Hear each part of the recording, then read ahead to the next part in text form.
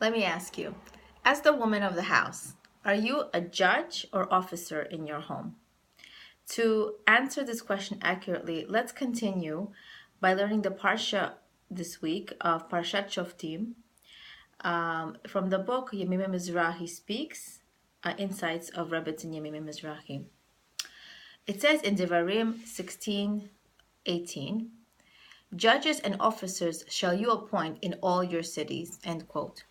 These are the opening words of the Parsha. Shoftim in Hebrew means judges, and Shotrim means officers.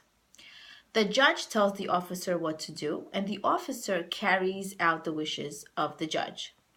Now, in our lives, the judge is actually the voice of logic, the voice in our heads that tells us what to do, and the officer is the action itself, the deed that's carried out.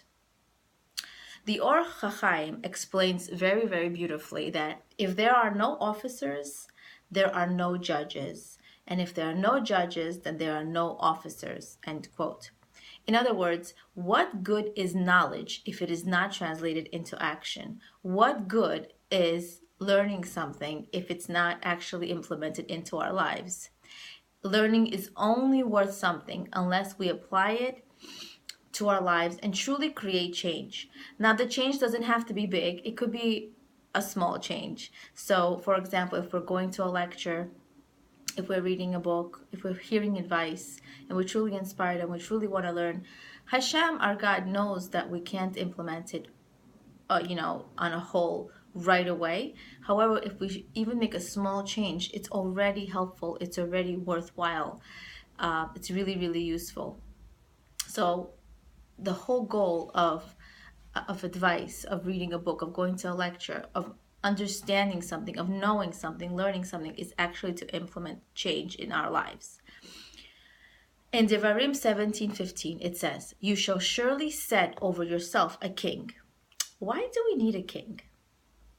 Aren't we the subjects of the King of Kings, of Hashem our God? Aren't we already the subjects? Why do we need to set over ourselves a king?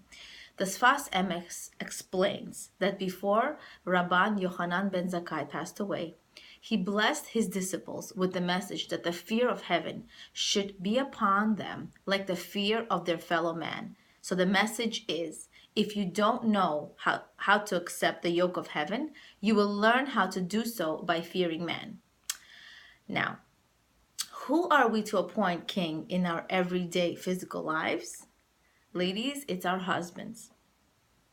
And to those of us who aren't married yet, it's every other person in our lives. Who are we supposed to crown as our king? It could be a woman or a man, it doesn't matter. But I will elaborate further.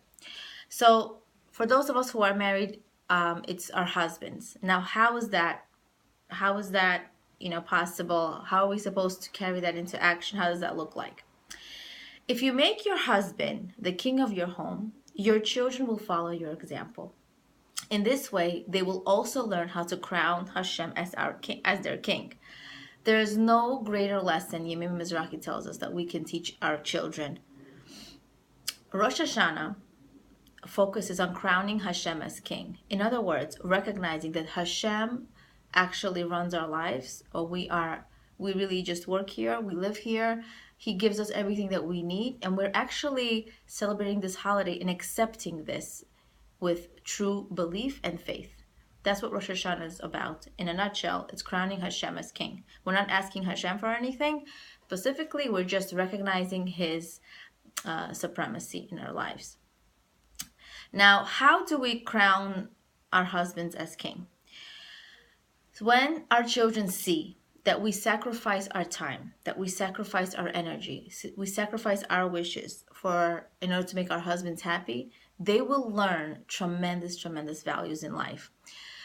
And it's advice I give. My advice is that to actually tell your children that, I really wanted to do this, but I did this for your father to make him happy. I really wanted to go there, but I sacrificed my time. Now, this is not to put yourself down on all your wants and wishes in order for your husband all the time.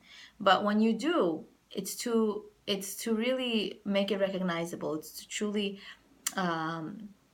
show your children that, you know what, I'm going to make somebody else happy in this situation.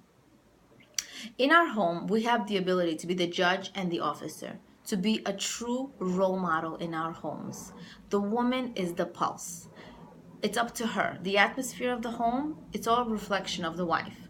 So if the woman is happy, everybody else is happy. Even the husband, if he's in a bad mood, she'll turn him. She'll give a smile. She'll put a smile on his face somehow. The woman has that wisdom. Everybody else is happy when the woman is happy. She's the pulse. She's the atmosphere. Now, what do our children learn when we crown our husbands as king in our home? They learn the value of respect, of sacrifice, of commitment, of understanding, of connection. Now, connection is created when you actually relate to somebody else, when you have a relationship with them. We all want our children to listen. We have to be an example of relating to another person with true love and respect and commitment. And when our children see that, automatically they will respect you as a parent.